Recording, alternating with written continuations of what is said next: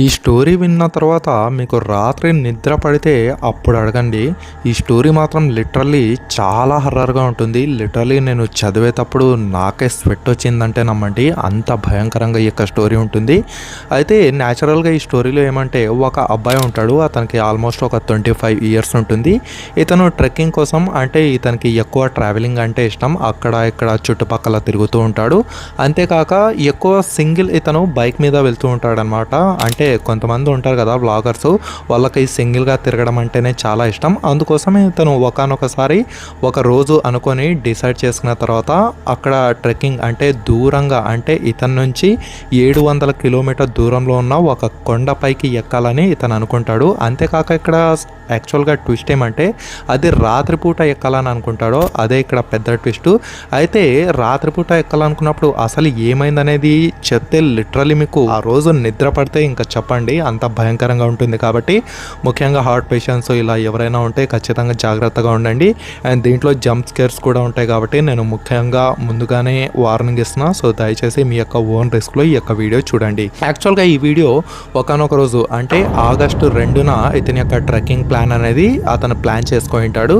అది ఎప్పట్లాగానే ఆ రోజు రానే వస్తుంది. అతను మొత్తం అతని యొక్క క్యారీ బ్యాగ్ అవన్నీ సర్దుకొని ఆ యొక్క బైక్ మీద పెట్టుకొని అతను తన యొక్క జర్నీ అనేది స్టార్ట్ చేస్తాడు. స్టార్ట్ చేసిన తర్వాత ఇతనుకో ఆ యొక్క రోజు ఏదైతే ఉందో 2 రోజుల తర్వాత ఇతని యొక్క డెస్టినేషన్కి రీచ్ అవుతాడు. రీచ్ అయిపోయిన తర్వాత ఇతను స్టే చేయడానికి ఒక హోటల్ కావాల్సి ఉంటుంది. ఎందుకంటే అక్కడ ఎవరు అత్తమామలు ఎవరు ఉండరు కదా, అందుకోసం ఇతను ఒక హోటల్ తీసుకోవాలని ఆలోచిస్తాడు. హోటల్ అక్కడికి అంటే ఇతను ఏదైతే డెస్టినేషన్ తీసుకోవాలనుకుంటాడో అక్కడ నుంచి ఒక 7 కిలోమీటర్ దూరంలో ఒక పెద్ద హోటల్ ఉంటుంది.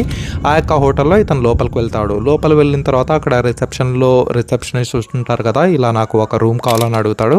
ఆ యొక్క రిసెప్షనిస్ట్ ఇతనికి రూమ్ నంబర్ 310 ఇస్తారు. ఓకేనా, ఇతను 310 రూమ్లో పోయి ఇంకా అతను అంటే అప్పటికే చెమట కంపు కొడుతూ ఉంటుంది. స్నానం చేసి ఫ్రెష్ అప్ అయ్యి ఇలా బయటకు వస్తాడు. అయితే బయటకు వచ్చిన తర్వాత అటుపక్క ఈ యొక్క రూమ్ సర్వీస్కి ఒక అమ్మాయి వెళ్తూ ఉంటుంది. ఆ అమ్మాయి ఇతన్ని చూసి నా యొక్క బట్టలు ఇస్త్రీ కావాలి ఎక్కడ ఉంటాయని ఇతను ఆ అమ్మాయిని అడుగుతాడు. ఆ అమ్మాయి దానికి అది కింద ఉంటుంది.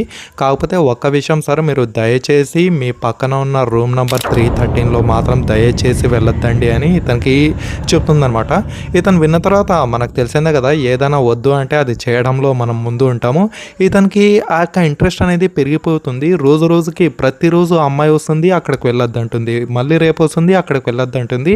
అయితే ఇతనికి ఆ యొక్క ఇంట్రెస్ట్ పెరిగిపోయి ఎలాగైనా సరే నేను ఈ హోటల్ వికెట్ చేసే లోపల ఆ రూమ్లో ఏముందో తెలుసుకోవాలనుకుంటాడు. అందుకోసమే ఒకసారి ప్రతి ఒక్కళ్ళు నిద్రపోయిన తర్వాత ఇతనికి నార్మల్గా నైట్ పూట తిరిగేది హ్యాబిటే కాబట్టి తను రాత్రి 11:30కి తన రూమ్లో నుంచి బయటకు వచ్చి 313 రూమ్ నెంబర్ దగ్గరికి వెళ్తాడు. అక్కడికి వెళ్తే అక్కడ సడన్గా ఆ యొక్క రూమ్కి లాక్ వేసి ఉంటుంది. అంతేకాక ఆమె వెళ్ళొద్దని చెప్పి ఉంటుంది. అతను ఏం చేస్తాడంటే ఆ యొక్క కీ హోల్ ఉంటుంది కదా, ఆ హోల్లో నుంచి లోపల ఏముందో చూడాలని ఆ యొక్క కీ హోల్ లోపలికి చూస్తాడు. అతనికి వింతగా మొత్తం ఎర్రగా కనిపిస్తుంది. ఎర్రగా అండ్ మధ్యలో మాత్రం నల్లగా కనిపిస్తుంది. ఇతనికి అసలు ఏమీ అర్థం కాదు, ఇది ఏమీ అసలు ఇంత ఎర్రగా ఉంది అని అతను అక్కడి నుంచి వెనక్కి వెళ్ళిపోతాడు. అప్పటికే డిన్నర్ టైం అయి ఉంటుంది. డిన్నర్ కూడా చేసి ఉంటాడు. కాకపోతే ఇతనికి మనవాడికి ఆకలి ఎక్కువ కాబట్టి మళ్ళీ డిన్నర్ చేద్దామని అక్కడ వెళ్తాడు. వెళ్ళినప్పుడు అతను చాలా ఆలోచిస్తాడు, అసలు ఏంటి ఏం లేదు, అది ఎందుకు అంత ఎర్రగా ఉంది అని.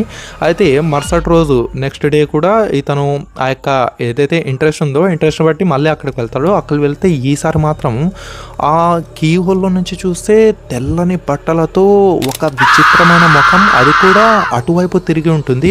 అసలు ఇది ఏంటి, లోపల చూస్తే ఎవరు లేరన్నారు, కాకపోతే ఇక్కడ ఒక వింత ఆకారం కనిపిస్తుంది, అసలు ఏంటి ఏం లేదనేది అతనికి డైరెక్ట్ రిసెప్షనిస్ట్కి పోయి అడుగుతాడు. అక్కడ చూస్తే ఆమె చెప్పిన స్టోరీ విన్న తర్వాత ఇతనికి ఒక్కసారిగా మైండ్ బ్లాక్ అయిపోతుంది.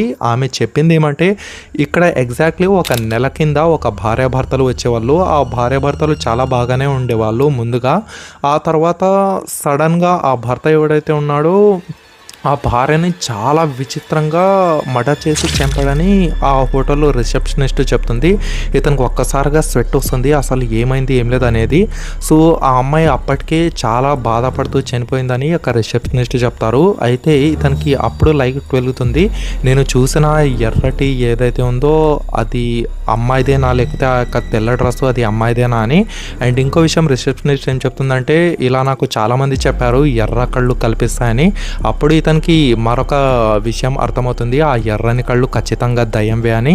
ఇది అర్థమైన తర్వాత అతను లిటరలీ ఒక్కసారిగా ఉరుక్కుంటూ పోయి తన యొక్క రూమ్లో లోపల డోర్ వేసుకొని ఇంకా నిద్రపోవడానికి చూస్తాడు. ఇంకా లిటరలీ అతనికైతే చాలా చెమట పడుతుంది, అర్ధరాత్రి మొత్తం అదే గుర్తొస్తుంటుంది. ఆ తెల్లని బట్టలు, ఆ ఎర్రని కళ్ళు, ఇతనికి మాత్రం అస్సలు నిద్ర రాదు. ఇంకా ఆ రోజు రాత్రి అలాగే నిద్రతో గడిపేస్తూ ఉంటాడు.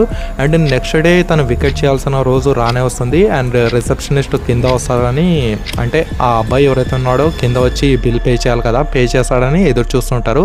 కాకపోతే పొద్దున 11 అయినా సరే తన రూమ్ నుంచి అసలు బయటికే రాడు. మరి అసలు ఎందుకు ఇతను బయటకు రావడం లేదని ఫైనల్లీ ఆ యొక్క రిసెప్షనిస్టే ఇతను రూమ్ దగ్గరకు రావడం జరుగుతుంది. రూమ్ నెంబర్ 310 దగ్గర కింద చూస్తుంటే అది రక్తంలాగా ఏదో పారుతూ ఉంటుంది.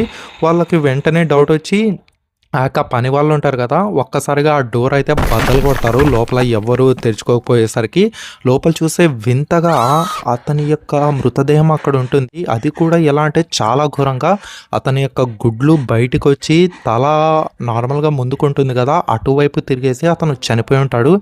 ఇది చూసిన ప్రతి ఒక్కళ్ళు అప్పటి నుంచి ఆ హోటలే అబాండన్డ్ అయిపోయి ఉంటుంది. మొత్తం ఆ హోటల్ని కంప్లీట్గా బ్యాన్ చేసి ముచ్చేసి ఉంటారు.